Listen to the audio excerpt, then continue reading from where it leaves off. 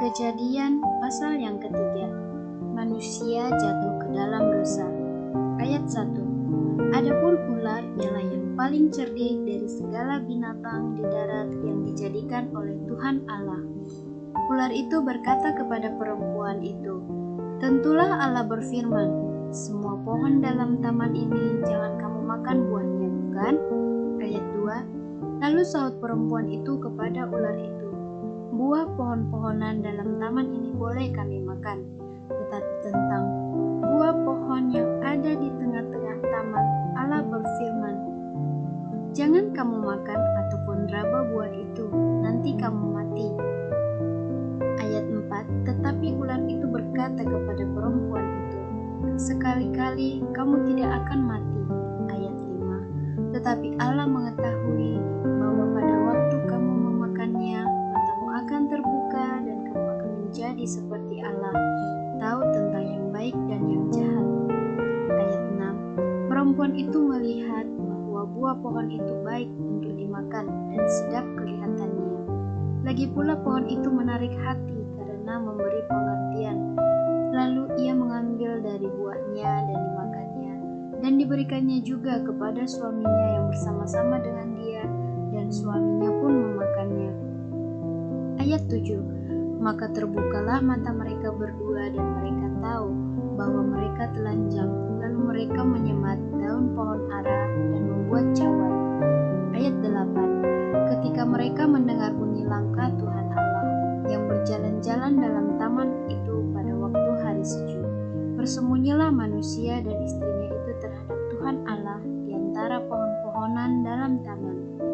Ayat 9.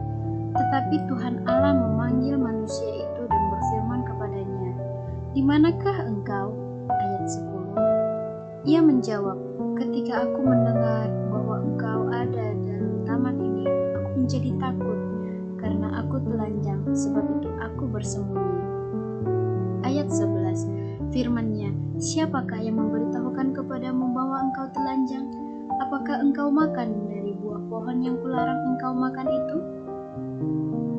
Ayat 12. Manusia itu menjawab, "Perempuan yang kau tempatkan di sisiku, dialah yang memberi dari buah pohon itu kepadaku, maka aku makan."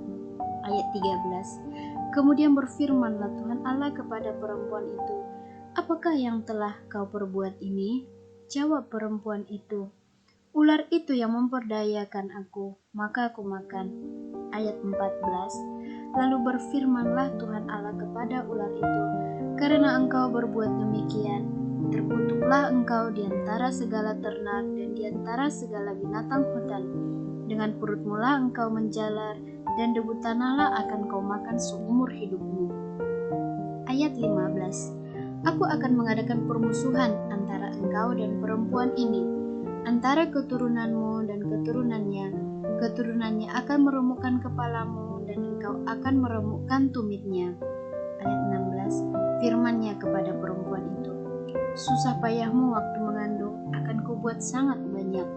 Dengan kesakitan engkau akan melahirkan anakmu, namun engkau akan berahi kepada suamimu dan ia akan berkuasa atasmu." Ayat 17. Lalu firman-Nya kepada manusia itu, "Karena engkau mendengarkan perkataan istrimu dan memakan dari buah pohon yang telah kuperintahkan kepadamu, jangan makan daripadanya, maka terkutuklah tanah karena engkau. Dengan bersusah payah engkau akan mencari rezekimu dari tanah seumur hidupmu." Ayat 18. Semak berduri dan rumput duri yang akan menghasilkannya bagimu, dan tumbuh-tumbuhan di padang akan menjadi makananmu. Ayat 19. Dengan berpeluh engkau akan mencari makananmu sampai engkau kembali lagi menjadi tanah, karena dari situlah engkau diambil, sebab engkau debu dan engkau akan kembali menjadi debu. Ayat 20. Manusia itu memberi nama Hawa kepada istrinya, sebab dialah yang menjadi ibu semua yang hidup. Ayat 21. Dan Tuhan Allah membuat pakaian dari kulit binatang untuk manusia dan untuk istrinya itu, lalu mengenakannya kepada mereka. Ayat 22. Berfirmanlah Tuhan Allah, "Sesungguhnya manusia itu telah menjadi seperti salah satu dari kita, tahu tentang yang baik dan yang jahat. Maka sekarang jangan sampai ia mengulurkan tangannya dan mengambil pula dari buah pohon kehidupan itu dan memakannya sehingga ia hidup untuk selama-lamanya. Ayat 23. Lalu Tuhan Allah mengusir dia dari Taman Eden supaya ia mengusahakan tanah dari mana ia diambil. Ayat 24. Ia menghalau manusia itu di sebelah timur Taman Eden. Ditempatkannya lah mereka beberapa grup dengan pedang yang bernyala-nyala untuk menyambar-nyambar menjaga jalan ke pohon kehidupan.